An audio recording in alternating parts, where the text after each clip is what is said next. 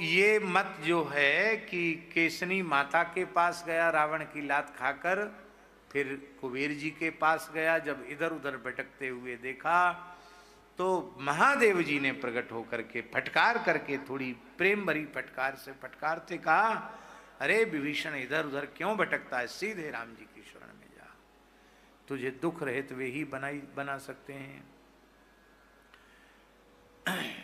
और विभीषण जी जब शरण में आए, आकाश में खड़े थे, अपने 4 सचिवों के सहित आए।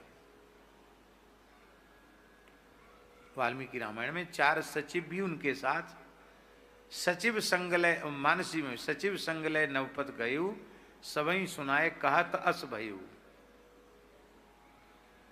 सचिव संगलय नवपथ गयु, सबहि सुनाए कहत अस भयु। राम सत्य संकल्प प्रभु सभा काल वस्तोर में, हाँ, सचिवन सहित विभीषण आवा। तो 4 सचिव उनके साथ आए। इसका मतलब यह है कि वस्तुतः वो सचिव कौन थे जो उनके साथ आए।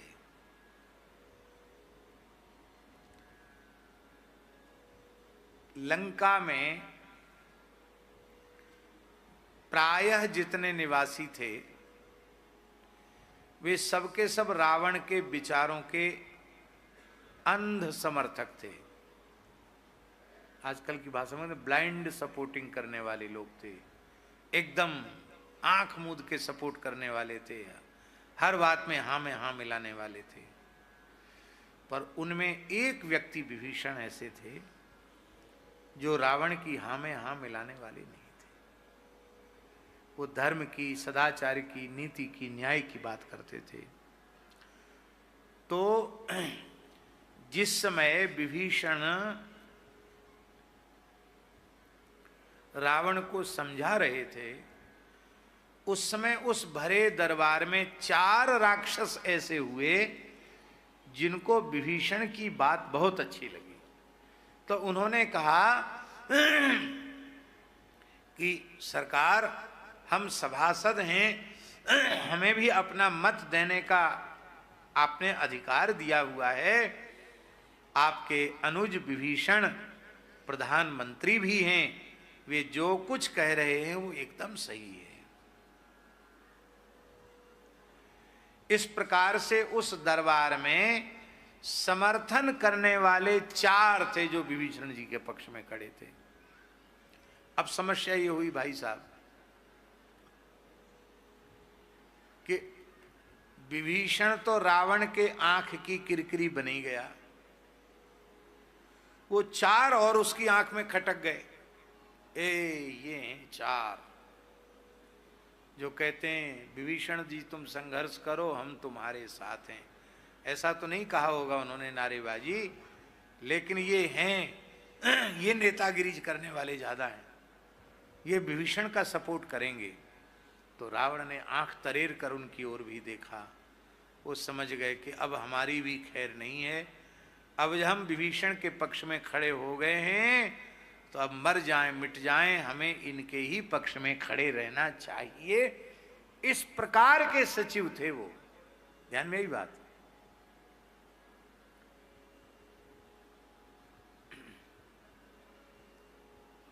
चाहे जितना विपरीत वातावरण हो,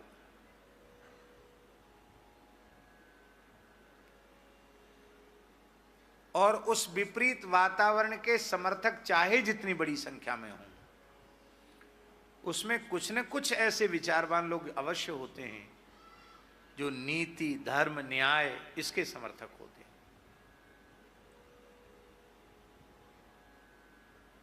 सब जगह बुरे लोग होते हैं क्या? बुरे लोगों में भी कुछ अच्छे लोग होते हैं। तो पूरी लंका में विभीषण हैं और ये भी एक ऐसे अच्छे लोग हैं कि जिन्हें विभीषण का भाव प्रिय लगा और विभीषण का समर्थन किया। और अब उनकी मजबूरी है, उनकी पात्रता शरण में जाने की होए चाहे न होए, विभीषण के जाने के बाद सबसे पहली गाज हमारे ऊपर गिरेगी। इसलिए गाज गिरवे थे पहले ही इनके संग है लगो तो ठीक है, इसलिए वो 4 संग चले गए, ये भाव है। सचिवों के सहित आकाश में खड़े थे और विभीषण कह रहे थे, वाल्मीकि रामायण का बड़ा सुंदर श्लोक है, त्यक्त्वा दारांश्च पुत्रांश्च राघवम शरणं गतः। श्री विभीषण जी कह रहे हैं, अपनी स्त्री पुत्र आदि सबको त्याग कर, अपने नगर को त्याग करके मैं राघवम शरणं गतः, मैं श्री राघव की शरण में हूं। अब झा जी, त्यक्त्वा दारांश्च पुत्रांश्च श्री रामम शरणं गतः, ये भी कहा जा सकता था, पर राघवम शरणं गतः क्यों कहा? आचार्यों ने टीका में बड़ी सुंदर बात लिखी है, श्री गोविंद राज स्वामी जी ने। वो कहते, वो विभीषण बड़े बुद्धिमान है, वो कहते मैं राम जी की शरण में, राघव रघुसु वरः, जो रघुकुल में सबसे श्रेष्ठ हैं हम उनकी शरण में हैं। क्यों? रघु जी का स्मरण क्यों करा रहे हैं? रघु जी का स्मरण इसलिए करा रहे हैं कि रघुवंश में एक भी ऐसा नहीं हुआ जिसने शरणागत का त्याग किया हो, सबने शरणागत की रक्षा की। यद्यपि प्रसंग दूसरा है, लेकिन और समय कम है, फिर भी हमें कहने में संकोच नहीं है। अकबर का बेटा जहांगीर था और जहांगीर से अकबर का विरोध हो गया और अकबर ने पक्का कर लिया कि जहांगीर को मार डालना है, मुझे जिंदा नहीं छोड़ना है इसको, इतनी शत्रुता होगी। और उसको जब पता चला भैया जी गुप्तचरों से, तो प्राण बचाकर भागने लगा जहांगीर। तो जहां जहां जाए वहीं अकबर की सेना उसके पीछे पड़ी थी। अकबर सम्राट था, कौन उसको सना शरण में रखे, पनाह कौन दे उसको? तब वह जहांगीर ओरछा गया और उस समय मधुकर शाह महाराज के पुत्र वीर सिंह जूदेव थे। मधुकर शाह के पुत्र थे वीर सिंह जूदेव। वीर सिंह जूदेव की शरण में गया कि मैं बहुत परेशान हूं, मेरे अब्बा जान मुझे किसी भी कीमत पर जिंदा नहीं छोड़ना चाहते हैं, मुझे मारना चाहते हैं, मुझे मेरी रक्षा करो। तब उस समय वीर सिंह जूदेव ने यही बात कही कि मैं राम जी का वंशज हूँ, मेरे पुरखा राम जी, मैं रघुवंशी हूँ, श्री राम जी का वंशज हूँ। ये राम जी के ही खानदान के थे मधुकर शाह, मूल खानदान के थे। मैं राम जी का वंशज हूँ और मेरे प्रभु ने कहा है, शरणागत कहूँ जे तजहीं निज अनहित अनुमान, ते नर पावर पाप मय तिनहि बिलोकत हानि।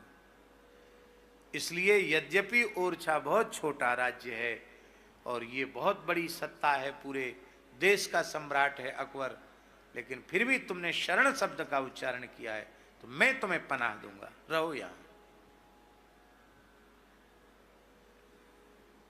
और जब अकबर को पता चला कि ओरछा नरेश वीर सिंह जूदेव ने उसको आश्रय दे दिया मेरे लड़के को, तो बड़ी भारी सेना भेज दी और कहा कि ओरछा राज्य को मिट्टी में मिलाकर आना, उसका कोई चिन्ह न रह जाए कि ओरछा नाम का कोई स्थान था, मिट्टी में मिला के आना।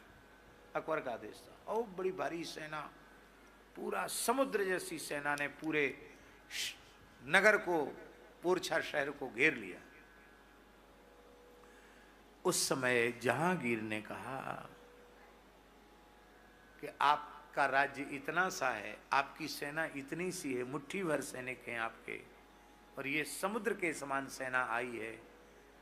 आप अपनी प्रजा को बचाइए, अपने परिवार को बचाइए, स्वयं को बचाइए और मुझे सौंप दीजिए।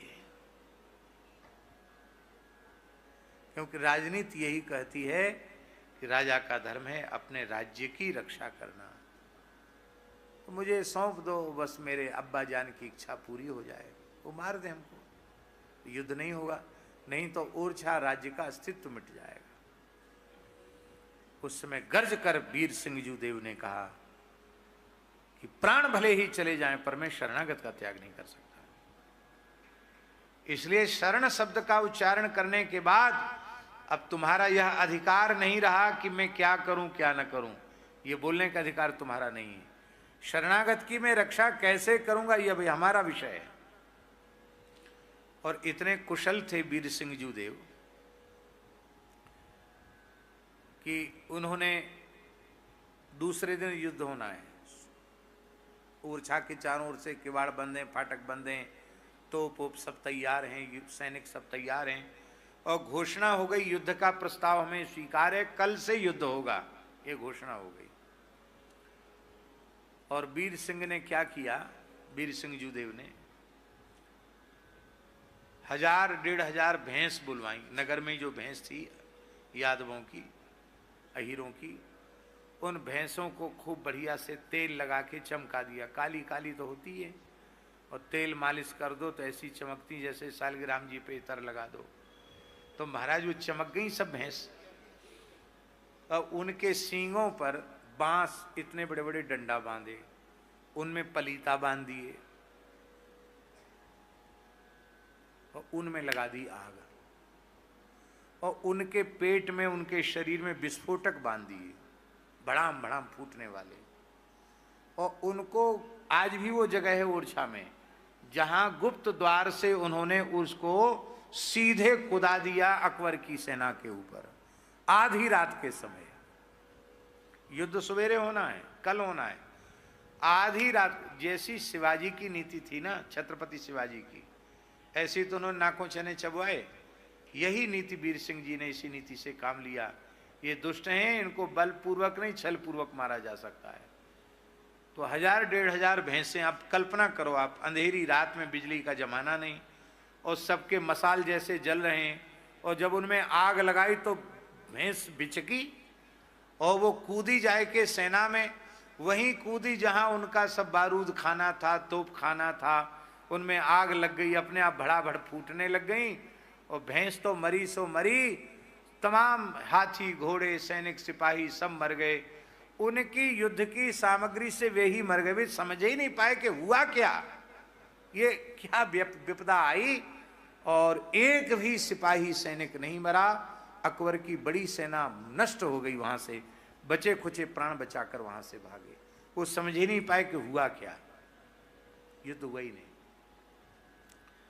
इसके बाद अकबर भी, बीरबल मारा गया काबुल की लड़ाई में, बीरबल के मरने के बाद अकबर भी मर गया। तब भैया जी देखो, यद्यपि आज के विचार से देखा जाए तो वो बहुत अच्छी बात नहीं है, लेकिन फिर भी कितने विलक्षण थे हमारे पूर्वज। अकबर के मरने के बाद वीर सिंह जू देव अधिकार कर सकते थे दिल्ली पर कि नहीं कर सकते थे, लेकिन उन्होंने नहीं। जिसको शरण में लिया है उसको आश्रय भी देना चाहिए। तो उसके पिता की गद्दी पर स्वयं वीर सिंह देव ने जहांगीर को अभिषिक्त किया। द्वितीय मुगल सम्राट जहांगीर हुआ, और जहांगीर ने अपना धर्म पिता कहा वीर सिंह जू देव को, और बादशाह बनने के बाद सबसे पहले ओरछा आया, और वहाँ वीर सिंह जू देव को प्रणाम करने के लिए आया। आज भी जहांगीर महल वहाँ बना हुआ है। पर दुख की बात है, इतिहास वालों ने पूरा इतिहास ही बदल दिया। वीर सिंह को जहांगीर का पिट्ठू बना दिया। हमारे भारतीय इतिहास के साथ इतना अन्याय, अक्षम्य अपराध किया है। अब ठाकुर जी ने कृपा की है, जो अब स्कूलों में सही इतिहास पढ़ाई में आने वाला है, जिसमें मुगल काल में क्या क्या अत्याचार किए गए और कितना सनातन संस्कृति का नाश हुआ, वो सही सही तथ्यों के आधार पर अब बात आने वाली शिक्षा नीति में सब आने वाली है। अब तक तो ये वामपंथी लोगों के द्वारा लिखा हुआ सब झूठा मूठा मनगढ़ंत, जो अंग्रेजी मानसिकता वाले थे उनके द्वारा झूठा इतिहास लिखा गया था, और वही सब जगह पढ़ाया जा रहा है। तो किस विषय के ऊपर ये बात आ गई? हाँ, शरणागति के ऊपर ये बात आई। शरणागत का त्याग नहीं करना चाहिए। तो राम जी ने इसलिए कहा राघवम शरणंगता, त्यक्त्वा दारांश्च पुत्रांश्च राघवम शरणंगता, स्त्री पुत्र सबको त्याग कर मैं राघव की शरण में हूं। ये याद दिला रहे हैं कि आपके खानदान में एक भी ऐसा नहीं हुआ जिसने शरणागत का त्याग किया हो। फिर आप तो रघुकुल में वरेण्य हैं, श्रेष्ठ हैं, तो आप भला मेरा त्याग कैसे करेंगे? ये संदेश देने के लिए कहा राघवम शरणंगता। राम जी ने अपने मंत्रियों से पूछा, सुग्रीव जी से पूछा, जामवंती जी से पूछा, भाई आप लोग सलाह दीजिए क्या करना चाहिए, ऐसी परिस्थिति है। और विभीषण शरणागति की कथा स्वयं शेषावतार श्री भाष्यकार भगवान स्वामी श्री रामानुजाचार्य जी महाराज विभीषण शरणागति की कथा श्रीरंगम में बैठकर कह रहे थे, और ऐसे खूब श्रोता बैठे थे।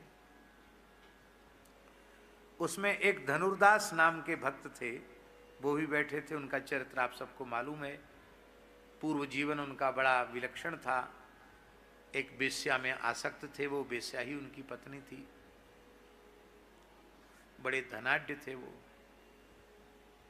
तो अब आचार्य चरण की कृपा से उनके जीवन में परिवर्तन आया था, दीक्षा प्राप्त की थी उन्होंने।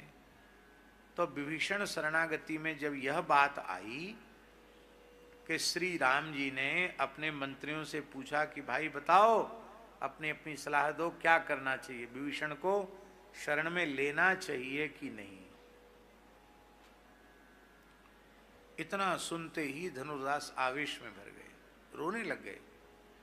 मन में विचार करने लगे कि लंका जैसी नगरी में रहकर अहर्निश राम नाम जपने वाले के शरण में आने पर राम जी अपने मंत्रियों से पूछ रहे हैं, तो मैं कलमल ग्रसित महाघोर विषयी पामर जीव, मैं तो किसी लायक ही नहीं, मैं काहे को समय खराब कर रहा हूँ यहाँ भक्ति भजन और शरणागति में। क्रोध पूर्वक जाने लगे। तो सबसे आगे बैठते थे कथा सुनने, आवेश हो गया, उठ के जाने लगे।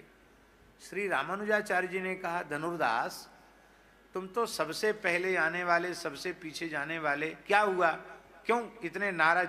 तुम्हारे चेहरे पर बहुत क्रोध दिखाई पड़ रहा है, क्षोभ दिखाई पड़ रहा है, कहाँ जा रहे हो? आपने रोते हुए कहा कि मैं आपके लायक नहीं हूँ और आपके भगवान के लायक भी नहीं हूँ। क्यों? विभीषण जैसे भक्त के संबंध में विचार होता है, तो फिर मैं तो किस लायक हूँ? तब उन्होंने हंसते हुए कहा, अरे भले आदमी, पूरी कथा तो सुन लो। राम जी सबके मन की लेंगे और अंत में कहेंगे कि सब एक तरफ हो जाओ, पर मैं अपने शरणागत की रक्षा करूंगा करूंगा करूंगा। धनुर्दास को कहा बैठ जाओ, हाँ, नहीं तो इतने से भी विमुक्ता आ जाएगी। इससे एक प्रेरणा मिलती है। सत्संग में कई भावुक भक्तों के लिए ऐसे प्रसंग आ जाते हैं, चित्त में क्षोभ हो जाता है, पर उस समय भी धैर्य पूर्वक बैठना चाहिए। आगे उसका निष्कर्ष क्या निकलता है ये समझने के लिए। तो भगवान श्री राम ने सबसे पूछा और सबने मत दिया, अपना अपना मत दिया। जामवंती जी ने तो कहा कि युद्ध जैसी विकट परिस्थिति में जो अपने भाई का सहयोगी नहीं हुआ, तो आपके प्रति समर्पित भाव से सहयोगी रहेगा, मुझे तो नहीं लगता। ये तो राजनीति और युद्ध नीति के सर्वथा विरुद्ध है, इस पर विश्वास नहीं करना चाहिए।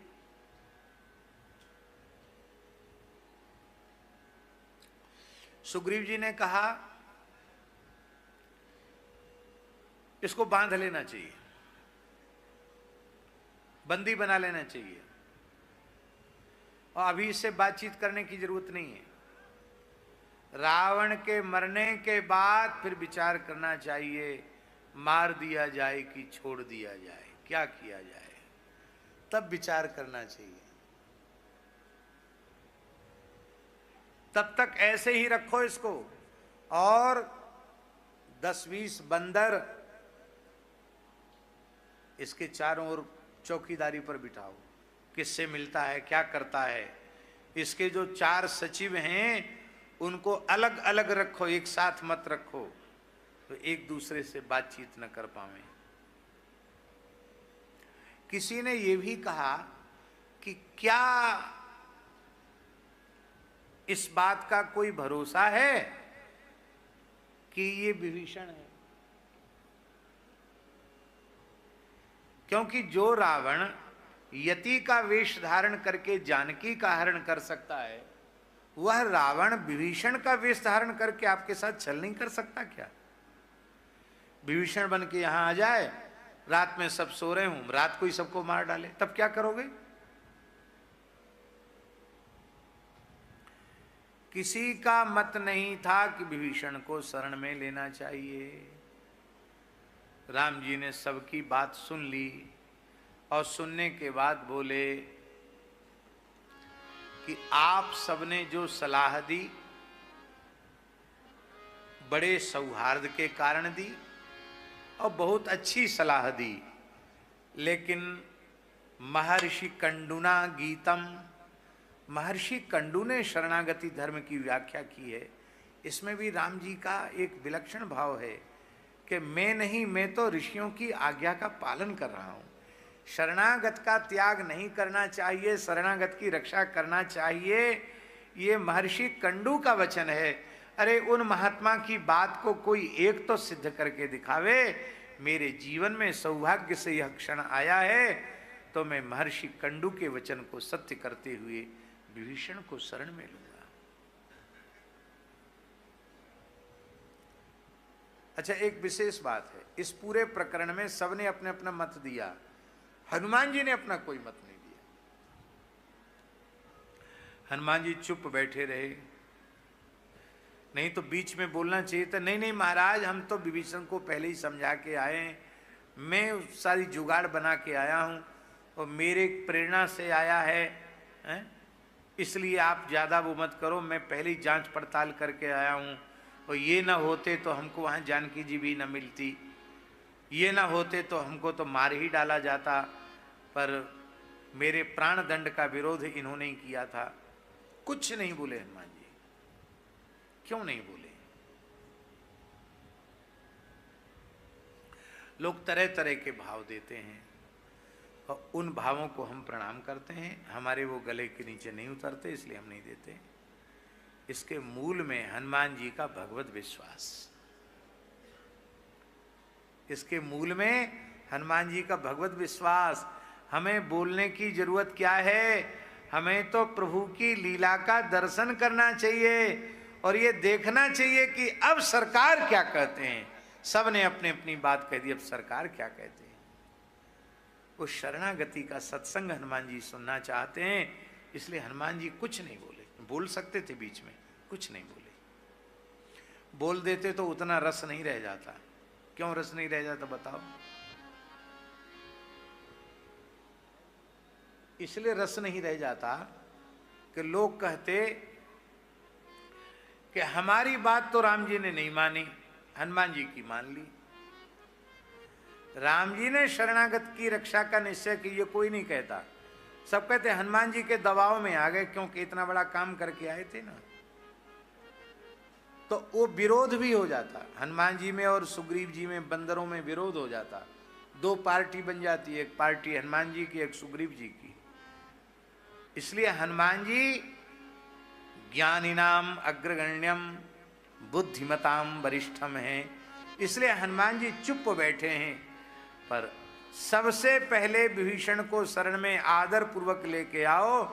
सबसे पहले उछल कर खड़े हुए हनुमान जी, अंगद हनु समेत। हनुमान हनु हो गए। बोलो हनु महाराज की जय।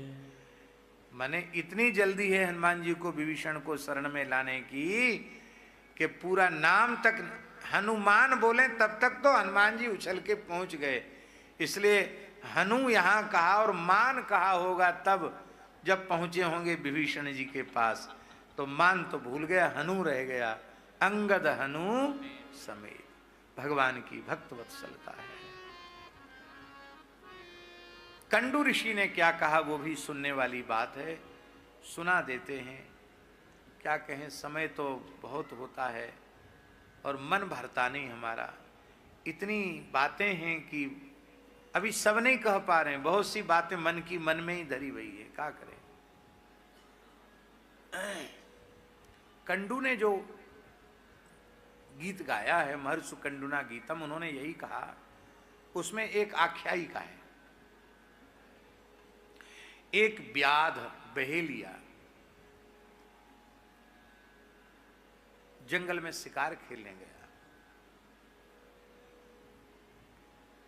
क्योंकि कभी कभी पानी की झड़ी लग जाती है, तो ऐसी पानी की झड़ी लग गई थी। घर में सब भूख प्यास के मारे व्याकुल थे, तो घर में शिकार लाने के लिए भेज दिया घर के लोगों ने। बहेलिया गया,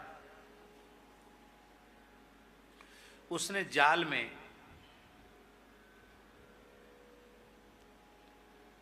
एक कबूतरी को और उसके बच्चों को फंसा लिया।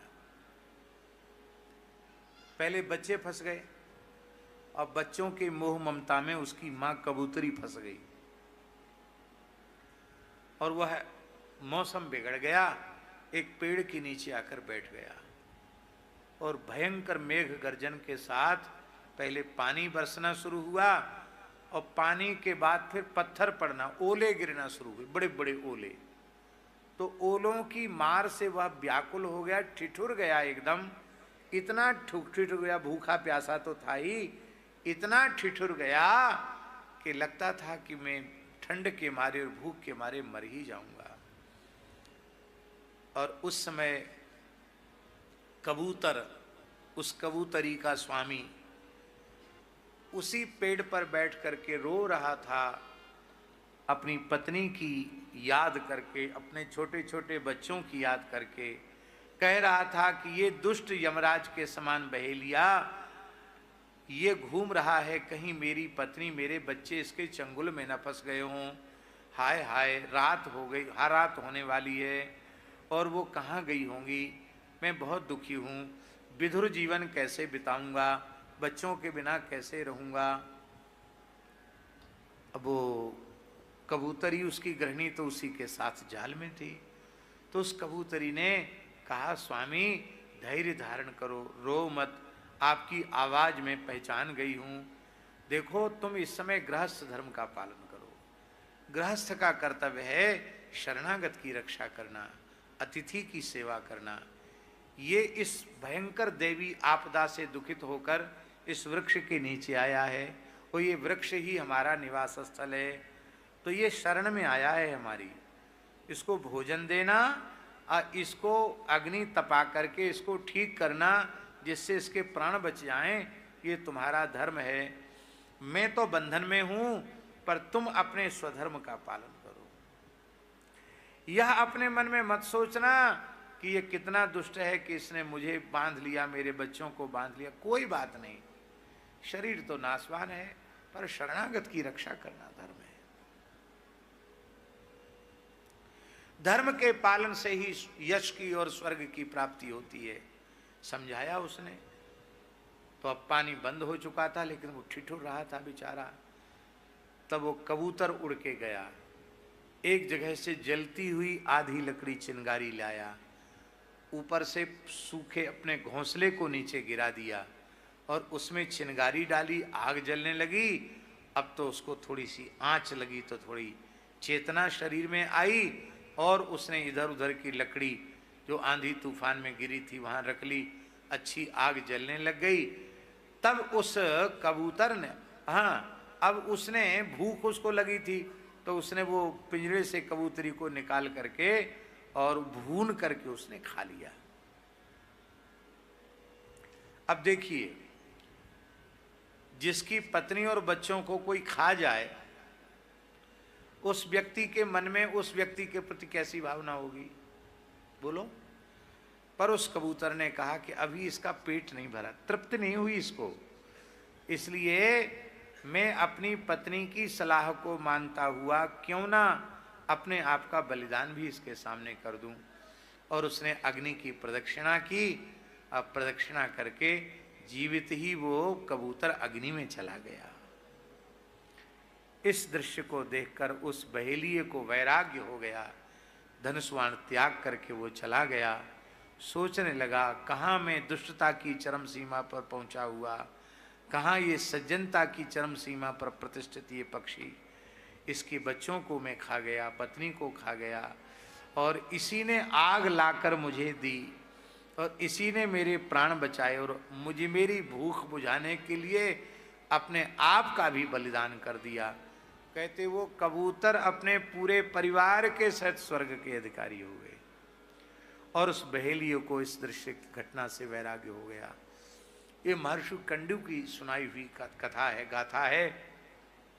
जब इस देश के पशु पक्षी भी शरणागत की रक्षा करते हैं, तो हम तो विवेक विज्ञान संपन्न मनुष्य हैं, हमें शरणागत का त्याग क्यों करना। ये कंडू ने कहा है। तो मैं उनकी बात सत्य करूंगा। हर्षद ध्वनि हो गई, लेकिन जो सलाहकार थे उनका तो चेहरा ही उतर गया। उनमें सबसे ज्यादा अपमान का अनुभव सुग्रीव जी को हो रहा था। जामवंत जी को भी लगता था कि हम बड़े बूढ़े हैं, लेकिन हमको तो एकदम किनारे कर दिया, हमारी बात ही नहीं सुनी। नील को लगता था मैं सेनापति हूँ, सेनापति की बात नहीं मानेगी। अंगद जी को लगता मैं युवराज हूँ, मेरी बात नहीं मानी गई। पर सबको दुख था कि राम जी ने बात सबकी सुनी, पर मानी किसी की नहीं। पर सबसे अधिक दुख सुग्रीव को था। उनको लगा कि मान लो इनको नहीं बात माननी थी तो 4-5 लोगों को बुला के कहीं दूर बैठ के मंत्रणा कर लेते। इतनी भीड़ में, बंदरों की भीड़ में हमसे पूछा भी, पर हमारी बात नहीं मानी। तो हमारी तो बिल्कुल 2 पैसा की इज्जत नहीं रखी राम जी ने। और मैं भी किष्किंधा नरेश बानर राज सुग्रीव हूं, और अभी तो युद्ध हुआ नहीं। अभी तो सबसे बड़ी समस्या है समुद्र पार कैसे करेंगे, लंका तक पहुंचेंगे कैसे, वो समाधान नहीं हुआ। पार जाने की समस्या ज्यों की त्यों खड़ी है, युद्ध का अतई पता नहीं है, अभी कुछ नहीं हुआ। और ये मनमाने फैसले ले रहे हैं जो सर्वथा राजनीति और कूटनीति के विरुद्ध हैं। तो जब ऐसा ही इनको करना है, मनमाने फैसले ही लेने, और सबके बीच में हमारा अपमान ही इस तरह से इनको करना है, तो बेचारे भोले भाले बंदर भालू अपने प्राण क्यों दें। जब इनको अपने मन की करनी है तो मन की ही करें, और हमको तो कह दें कि जाओ हो गया तुम्हारा काम, जाओ सुग्रीव लौट जाओ किष्किंधा, तो हम तो किष्किंधा चले जाएंगे। ये बोले नहीं, पर ये सब द्वंद्व उनके मन में चल रहा था।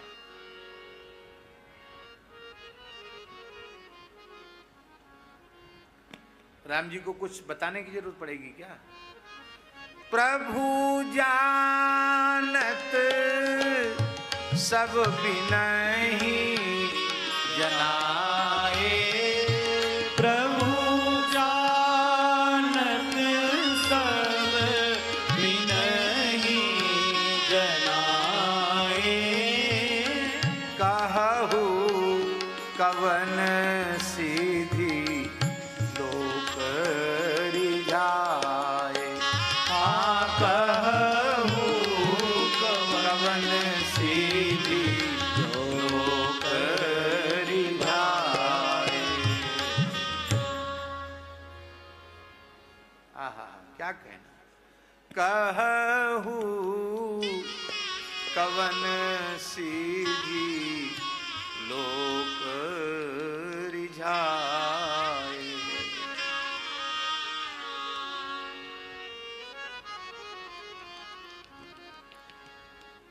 राम जी जान गए कि विभीषण सुग्रीव के मन में क्या चल रहा है।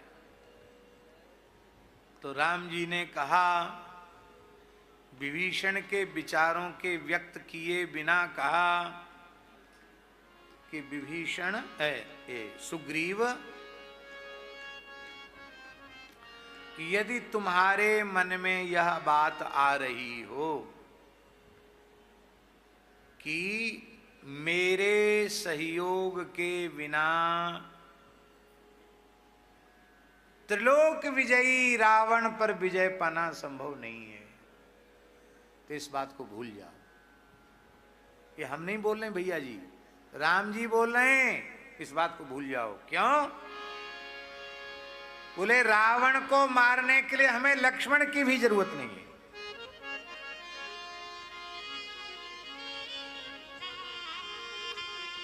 धनुष बाण की भी आवश्यकता नहीं, धरे रहे धनुष बाण अपनी जगह पर।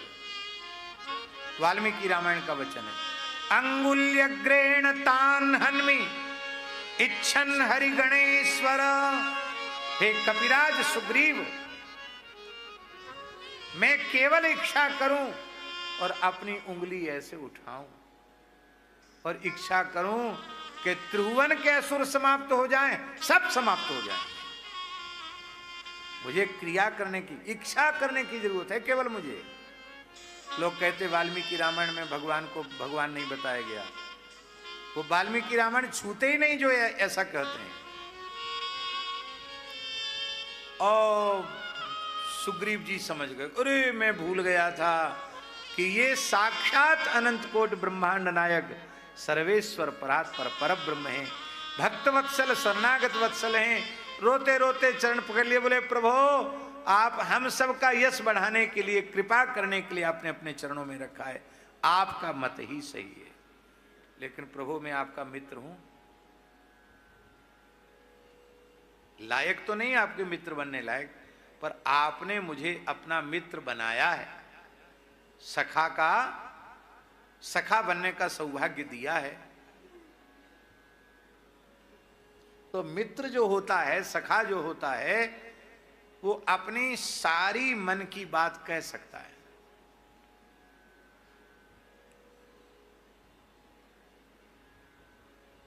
मित्र के साथ कपट रखना भी नहीं चाहिए। यदि मित्रता है तो अच्छी बुरी सब तरह की बात करना चाहिए और मित्र की बात माननी चाहिए, क्योंकि मित्र कभी अहित नहीं चाहता, सच्चा मित्र।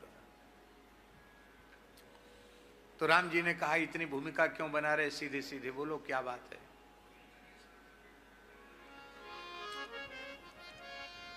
बोले बात प्रभु ये है कि लात मारकर रावण ने विभीषण को निकाल दिया है, आप तो युद्ध करके चले जाएंगे, शरणागत का घर बसाना चाहिए कि नहीं? आप कहां रखेंगे उसको? राम जी लोग कहां रखेंगे? रावण के मरने से लंका खाली होगी, उसको लंकेश बना देंगे। अभी विभीषण आए नहीं है, अभी चर्चा ही चल रही है। विभीषण को लंकेश बना देंगे। तो सुग्रीव जी और हंसे, बोले महाराज अब आपने अपने मुंह से उसको लंकेश बनाने का निश्चय कर लिया है, आप सत्य संकल्प हैं, अब डर के मारे कहीं रावण शरण में आ गया तो? रावण की लंका देने को कह दिया आपने विभीषण को, अब लंकेश तो विभीषण बन गया आपके वचन के प्रमाण से। अब रावण बेघर हो गया, वो भी शरण में आ गया मान लो, तब आप क्या करेंगे? इतना सुनते ही रघुनाथ जी के नेत्र भर आए। कहा मित्रवर, मुझे अपने प्राण प्यारे भैया भरत पर बहुत भरोसा है। अयोध्या भी लंका से कम नहीं है, करोड़ गुनी श्रेष्ठ है, क्योंकि अयोध्या के सिंहासन को देखकर देवराज इंद्र के मन में लालच होता है। सामान्य नहीं है अयोध्या। मैं भरत को कहूंगा कोई बात नहीं, मैंने रावण के भाई को लंका दे दी, तो तुम रावण भी मेरा शरणागत भक्त है, इसे अयोध्या दे दो। मेरा भाई भरत तनिक भी संकोच नहीं करेगा। लंकेश विभीषण को बनाया तो अवधेश रावण को बना दूंगा। रावण एक बार ये कह के तो देखे कि हे नाथ, हे मेरे नाथ, मैं आपकी शरण में हूं, शरण में हूं।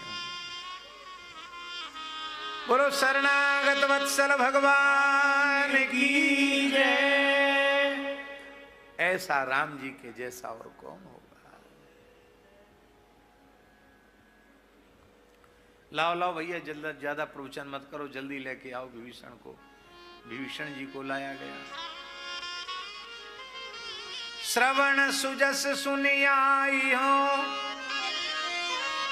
प्रभु भंजन भव भीर, त्राहि त्राहि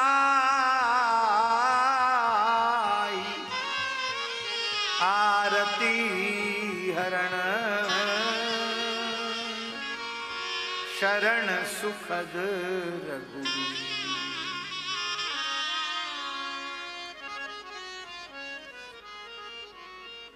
अस कही करत दंडवत देखा, अस कही करत दंडवत देखा, तुरत उठे प्रभु हरस विसेखा, तुरत उठे प्रभु हरस विसेखा। दीन बचन सुने प्रभु मन भावा, दीन बचन सुनि प्रभु मन भावा, भुज विशाल कही हृदय लगावा, भुज विशाल कही हृदय लगावा। अनुज सहित नीली डिंग बैठारी, अनुज सहित नीली ढिंग बैठारी, बोले बचन भगत भयहारी, बोले बचन भगत भयहारी। कहु लंकेश सहित परिवारा, कहु लंकेश सहित परिवारा, कुशल कुठार वास तुम्हारा, कुशल कुठार वास तुम्हारा। खल मंडली बसहु दिन राती, फल मंडली बसहु दिन राती, सखा धर्म निभै की भांति, सखा धर्म निभै केहि भांति। इसलिए अब निश्चिंत हो जाओ, ये चिंता मत करो कि मैं अपराधी जीव हूं। कोटि विप्रबध लागई जाऊं, कोटि विप्रबध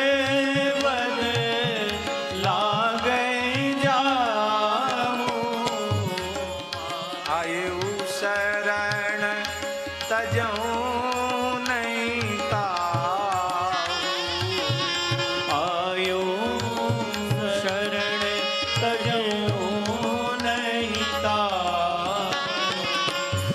सन्मुख होए जीव मोहि जबहि, सन्मुख होए जीव मोहि जबहि, जन्म कोटि अघना सही तबहि, जन्म कोटि अघना सही तबहि।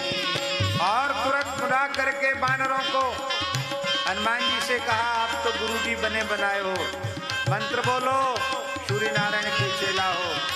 मंत्रोच्चार हनुमान जी ने किया है और मांगा तुरंत सिंध कर नीरा।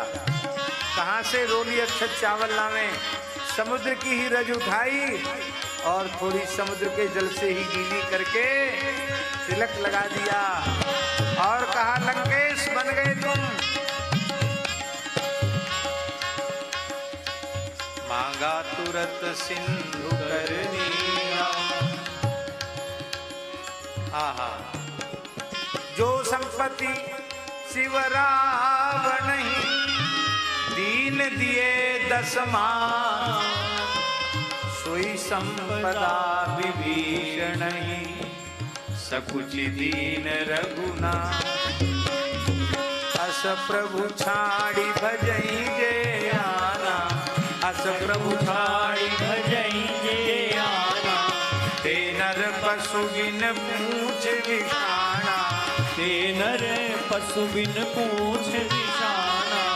श्री राम शरणं मम, श्री राम शरणं मम, श्री राम शरणं मम, श्री राम शरणं मम, श्री सीता शरणं मम, श्री सीता शरणं मम, श्री सीता शरणं मम, श्री सीता शरणं, श्री राम शरणं मम, श्री राम शरणं मम, श्री सीता शरणं मम, श्री सीता शरणं मम, श्री राम शरणं मम, श्री सीता शरणं मम, श्री राम शरणं मम, श्री सीता